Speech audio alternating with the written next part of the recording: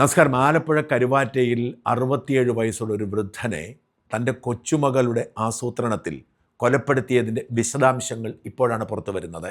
ഇന്നലെ ഈ സംഭവം ഉണ്ടായപ്പോൾ നമ്മുടെ ചാനലുകളും ഓൺലൈൻ പത്രങ്ങളുമൊക്കെ ആ വൃദ്ധൻ്റെ ചിത്രം കൊടുത്തപ്പോഴേ ഞാൻ പറഞ്ഞിരുന്നു പണിയാകും, അത് നീക്കേണ്ടി വരുമെന്ന്. എന്തായാലും ഇന്നത്തെ പത്രങ്ങളിൽ ആ വൃദ്ധൻ്റെ പടങ്ങളോ വിശദാംശങ്ങളോ ലഭ്യമല്ല.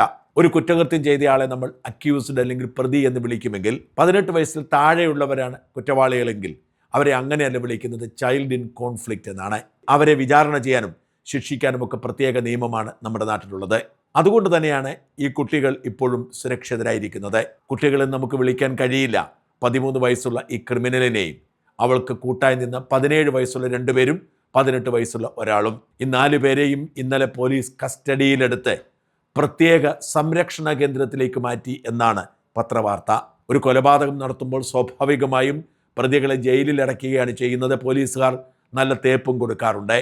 എന്നാൽ ഇവരെ ജുവനൈൽ ജസ്റ്റിസ് ബോർഡിൽ ഹാജരാക്കി. കോടതിയല്ല, ജുവനൈൽ ജസ്റ്റിസ് ബോർഡ് എന്ന് പറയുന്നത് ഒരു ജഡ്ജ് ഉണ്ടാവും, അതേസമയം സാമൂഹ്യ പ്രവർത്തകരുണ്ടാവും, സോഷ്യൽ വർക്കർമാരുണ്ടാവും. അത്തരമൊരു സംവിധാനമാണ് ജുവനൈൽ ജസ്റ്റിസ് ബോർഡ്. അവിടെ ഹാജരാക്കി അവരെ പ്രത്യേക സംരക്ഷണ കേന്ദ്രത്തിലേക്ക് മാറ്റുകയാണ് ചെയ്തത്. ഈ കൊലപാതകം മുഴുവൻ ആസൂത്രണം ചെയ്ത 13കാരിയെ ശിക്ഷിക്കുന്നത് കണ്ടറിയണം.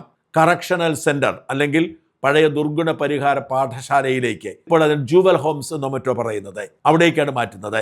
അവിടെ എല്ലാ സംരക്ഷണവും അവർക്ക് ഒരുക്കി കൊടുക്കും, അതാണ് നിയമം. എന്നാൽ കൊലപാതകം യഥാർത്ഥത്തിൽ നടത്തിയ 3 പേർ, അവർ 16ഉം 17ഉം വയസ്സുള്ളവരായതുകൊണ്ട് അവരെ വേണമെങ്കിൽ സീനിയർ കുറ്റവാളികളെ കണക്കാക്കാം. പോലീസിന് അത്തരമൊരു ആവശ്യം കോടതിയോട് ആവശ്യപ്പെടാം. കോടതി അനുവദിച്ചാൽ അത് സാധിക്കും. ഇല്ലെങ്കിൽ അവർക്കും ഇളവുകൾ കിട്ടും. ഡൽഹിയിലെ നിർഭയ റേപ്പ് കൊലപാതക കേസ് നോക്കുക. ഏറ്റവും ക്രൂരമായി പെരുമാറിയ പ്രതിക്ക് 16 വയസ്സ് മാത്രമായിരുന്നു. അയാളുടെ പേര് പോലും ആർക്കും അറിയില്ല. അയാൾ സുരക്ഷിതനായി ഇപ്പോൾ സാധാരണ ജീവിതം നയിക്കുന്നു.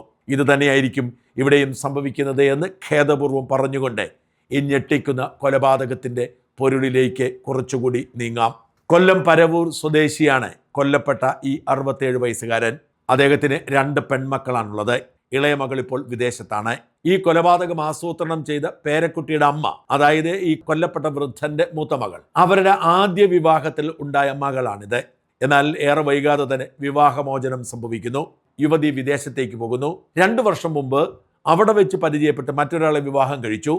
അതിലുണ്ടായ കുഞ്ഞിന് ജന്മം നൽകാൻ വേണ്ടിയാണ് ഇപ്പോൾ നാട്ടിലെത്തിയത്. കൊല്ലപ്പെട്ട വൃദ്ധന്റെ ഭാര്യ, അതായത് കൊലപാതകം ആസൂത്രണം ചെയ്ത 13കാരിയുടെ മുത്തശ്ശി, അവർ തൻ്റെ മകൾക്കൊപ്പം പ്രസവാവശ്യത്തിന് വേണ്ടി ആശുപത്രിയിലായിരുന്നു. 15-ാം തീയതി രാത്രിയിലാണ് വൃദ്ധന്റെ ജീവൻ നഷ്ടപ്പെടുന്നത്. 16-ാം തീയതി ആരും ഒന്നും അറിഞ്ഞില്ല. എന്നാൽ ഈ പെൺകുട്ടി ആ വീട്ടിൽ പരിസരത്ത് പോയിരുന്നു എന്നറിയാം. 16-ാം തീയതി 2 തവണ ഈ വീട്ടിൽ പോയിരുന്നു. പോയ വഴി തൊട്ടടുത്തുള്ള ഒരു ചായക്കടയിൽ നിന്നും പലഹാര സാധനങ്ങളും വാങ്ങിയിരുന്നു.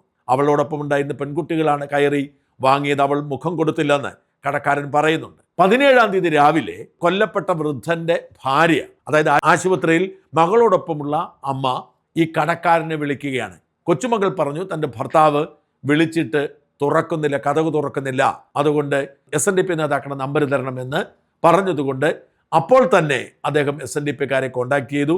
അവർ വന്ന് വാതിൽ ചവിട്ടി തുറന്ന് കയറുമ്പോൾ കൊല്ലപ്പെട്ട നിലയിൽ കഴിയുകയായിരുന്നു. അപ്പോഴേക്കും പോലീസ് എത്തി. അതിനിടയിൽ കൊലപാതകം നടത്തിയ കൊച്ചുമകൾ വസ്ത്രം മാറി യൂണിഫോം ഇട്ട് സ്കൂളിലേക്ക് പോകാൻ തീരുമാനിക്കുന്നു. ഇത് ആ നാട്ടുകാരെ തന്നെ അതിശയിപ്പിച്ചു. ഈ വിവരം പോലീസിനെ അറിയിക്കുന്നു. കൊലപാതകം അറിഞ്ഞപ്പോൾ തന്നെ SP വിഷ്ണു പ്രസാദും DIG യതീഷ് ചന്ദ്രയും സ്ഥലത്തെത്തി ക്യാമ്പ് ചെയ്ത് അന്വേഷണത്തിന് നേതൃത്വം കൊടുത്തു. DYSP രാജപ്പനും CI വിനോദ് കുമാറുമാണ് അന്വേഷണം നടത്തിയത്. പരിസര പ്രദേശത്തുള്ള സകലരെയും സംഭവ സ്ഥലത്തെത്തിയ SNDPക്കാരെയും ഒക്കെ ചോദ്യം ചെയ്തപ്പോൾ അവർ അവിടെ കണ്ട കാഴ്ചകൾ വിശദീകരിച്ചുകൂടെ. ഈ മകൾ ഈ സംഭവം നടക്കുമ്പോൾ സ്കൂൾ യൂണിഫോം ഇട്ടുകൊണ്ട് സ്കൂളിൽ പോകാൻ ശ്രമിച്ചു എന്ന് പറയുന്നു. അതായത് വല്യപ്പൻ മരിച്ചു കിടക്കുന്നത് കണ്ടിട്ടും അവൾ സ്കൂളിലേക്ക് പോകാൻ ശ്രമിച്ചു എന്ന് പറഞ്ഞത് പോലീസിന് സംശയമുണ്ടാക്കുകയും വനിതാ CI വിശദമായി തന്നെ ചോദ്യം ചെയ്യുകയും ചെയ്തു. അതിനു മുമ്പ് തന്നെ പോലീസ് കോൾ റെക്കോർഡുകൾ പരിശോധിക്കുകയും മൊബൈൽ ഫോൺ ട്രാക്ക് ചെയ്യുകയും ചെയ്തിരുന്നു. കൊല്ലം പരവൂരിൽ താമസിച്ചിരുന്നപ്പോൾ അടുപ്പക്കാരനായി കാമുകൻ എന്ന് വിശ്വസിക്കുന്ന ആൺകുട്ടിയും അയാളുടെ 2 കൂട്ടുകാരും ഈ സമയത്ത് പരിസര പ്രദേശത്തുണ്ടായിരുന്നെന്നും ഈ പെൺകുട്ടിയുമായി അവർ സംസാരിച്ചിരുന്നുവെന്നും പോലീസ് മനസ്സിലാകുന്നു. ഇതിനിടയിൽ അവരെ ട്രാക്ക് ചെയ്ത് ഈ ആൺകുട്ടികളെ പിടികൂടുന്നു. പോലീസിന്റെ ചോദ്യം ചെയ്യലിൽ കുറ്റം സമ്മതിക്കുന്നു. തുടർന്നാണ് ഈ വിവരങ്ങളൊക്കെ പറഞ്ഞ് പെൺകുട്ടിയെ കൊണ്ട് കുറ്റസമ്മതം നടത്തിയത്.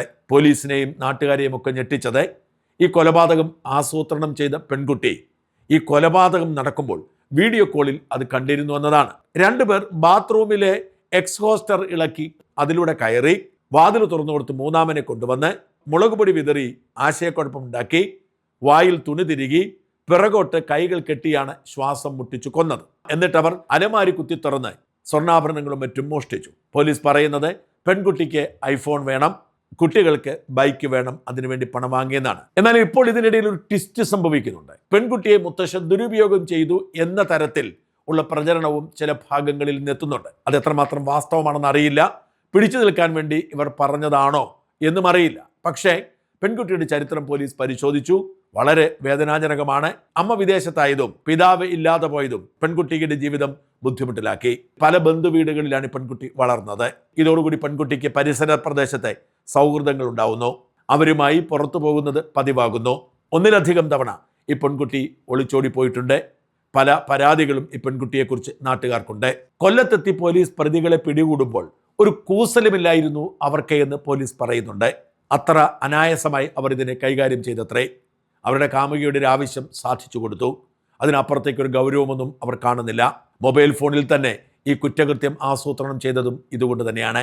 എന്തായാലും കേരളം ഇന്നേ വരെ കണ്ട ഏറ്റവും ആശങ്കാജനകമായ, ഭയപ്പെടുത്തുന്ന ആസൂത്രിത കൊലപാതകമാണ് സംഭവിച്ചിരിക്കുന്നത്. പ്രതികൾ ശിക്ഷിക്കപ്പെടുമോ എന്ന് കണ്ടറിയണം. കാരണം അവർ കുട്ടികളാണ്. എന്താണ് നമ്മുടെ കുട്ടികൾക്ക് പറ്റിയത് എന്ന് പലരും സംസാരിക്കുന്നു. ഞാൻ അതിന് എക്കാലത്തും പറയുന്ന പ്രധാന കാരണം, കഴിഞ്ഞ 10 വർഷം ഭരിച്ച പിണറായി ഇവിടെ ലഹരി മാഫിയെ, മയക്കുമരുന്ന് ലോബിയെ കയറൂരി വിട്ടു. CPM നേതാക്കൾക്കും അണികൾക്കും വരുമാന മാർഗമാക്കി കൊടുത്തു എന്നതാണ്. ഇതിനൊപ്പം തന്നെ കാണേണ്ടതാണ് കോവിഡ് കാലത്തെ പ്രതിസന്ധി. കോവിഡ് കാലത്ത് വിദ്യാഭ്യാസം ഓൺലൈൻ വഴി ആയതോടെ സാമൂഹിക പ്രവർത്തകർ മത്സരിച്ചാണ് സ്കൂൾ കുട്ടികൾക്ക് മൊബൈൽ വാങ്ങിക്കൊടുത്തത്. 4ാം ക്ലാസ്സിലും 5ാം ക്ലാസ്സിലും പഠിക്കുന്ന കുട്ടികൾ ഇതോടുകൂടി മൊബൈൽ ഫോൺ ഉടമകളായി. ഇന്റർനെറ്റും ഇതിന്റെ ഭാഗമായി വന്നു ചേർന്നു. അങ്ങനെ അവർക്ക് ലഭിച്ച ആ നവ സ്വാതന്ത്ര്യമുണ്ട്. ഇന്റർനെറ്റിൽ അവർക്ക് ഇഷ്ടം പോലെ സമയം ചെലവഴിക്കാം. അത് അവരെ മാനസികമായി മറ്റൊരു തലത്തിലേക്ക് എത്തിച്ചു. മാതാപിതാക്കൾ അവരെ വിലക്കാൻ കഴിയാത്ത സാഹചര്യമുണ്ടായി. അവർ ഈ മൊബൈൽ ഫോണിനും ഇന്റർനെറ്റിനും അടിമകളായി. ഇത് ഒരുപാട് ദുശീലങ്ങൾ സമ്മാനിച്ചു. അവരുടെ പ്രായത്തിൽ കവിഞ്ഞ അവകാശങ്ങളെക്കുറിച്ചുള്ള ധാരണ അവർക്ക് ലഭിച്ചു. ഇതിനൊപ്പം ലഹരി കൂടി ഒരു വില്ലനായതോടെ ഈ പുതിയ തലമുറ തന്നെ കൈവിട്ടുപോയി. വീട്ടിലിരിക്കുന്ന കുട്ടികൾക്കും ലഹരി എത്തിക്കാൻ സംവിധാനങ്ങളുണ്ടായി. ഇൻസ്റ്റാഗ്രാം അടക്കമുള്ളവരുടെ സ്വാധീനം ഇവരെ വഴിതെറ്റിച്ചു. അങ്ങനെ സോഷ്യൽ മീഡിയയുടെ അതിര് കവിഞ്ഞ സ്വാധീനം, നിയന്ത്രിക്കാൻ ആർക്കും കഴിയാത്ത വിധത്തിലുള്ള സ്വാധീനം, അതാണ് ഈ തലമുറയെ ഇങ്ങനെയാക്കി മാറ്റിയത്. ഈ തെറ്റിതിരുത്താൻ പാശ്ചാത്യ ലോകം തയ്യാറായിട്ടുണ്ട്. ഓസ്ട്രേലിയയും യൂറോപ്പിലെ പല രാജ്യങ്ങളും 16 വയസ്സിൽ താഴെയുള്ളവർക്ക് ഇന്റർനെറ്റും സ്മാർട്ട് ഫോൺ ഉപയോഗവും നിരോധിച്ചിട്ടുണ്ട്. നമ്മുടെ ഇവിടെ തീരെ ചെറിയ കുഞ്ഞുങ്ങൾക്ക് ഭക്ഷണം കഴിക്കാൻ വേണ്ടി കയ്യിൽ കൊടുക്കുന്ന സമ്മാനം മൊബൈൽ ഫോണാണ്. അവിടെ മുതൽ അവർ അടിമകളായി വരുന്നു. പിന്നീട് കയറൂരി വിടുകയാണ്. അവകാശബോധത്തോടെ ലഹരി കൂടി മേമ്പടിയായി വരുമ്പോൾ പിള്ളേർ കൈവിട്ടു പോകുന്നു. ഇത് മറ്റെവിടെയോ നടന്ന ഒരു സംഭവമായി കണ്ട് ആശ്വസിക്കേണ്ട. നമ്മുടെ വീടുകളിലും ഇതൊക്കെ സംഭവിക്കുന്നുണ്ടാവും. കൊല്ലത്തെ 3 കുട്ടികളെ അറസ്റ്റ് ചെയ്യുമ്പോൾ മാതാപിതാക്കൾ അലറി വിളിക്കുകയായിരുന്നു. ഒരിക്കലും തങ്ങളുടെ കുട്ടികൾ ഇങ്ങനെ ചെയ്യില്ല, പോലീസ് വൃത്തികേട് കാണിക്കരുത് എന്നവർ പറഞ്ഞു. എന്നാൽ കുട്ടികൾക്കൊരു കൂസലുമില്ലായിരുന്നു. തെളിവുകൾ മാതാപിതാക്കളുടെ മുമ്പിൽ കാണിച്ചപ്പോൾ അവരുടെ കരച്ചിൽ അലമുറയായി മാറി. അതുകൊണ്ട് തന്നെ നമ്മുടെ കുട്ടികൾ എങ്ങനെയാണ് നമുക്കറിയില്ല. ആരും അയൽപക്കത്ത് നടന്ന നമ്മുടെ വീട്ടിൽ ഒരിക്കലും സംഭവിക്കാത്ത കാര്യമാണ് എന്നോർത്ത് ആശ്വസിക്കേണ്ട.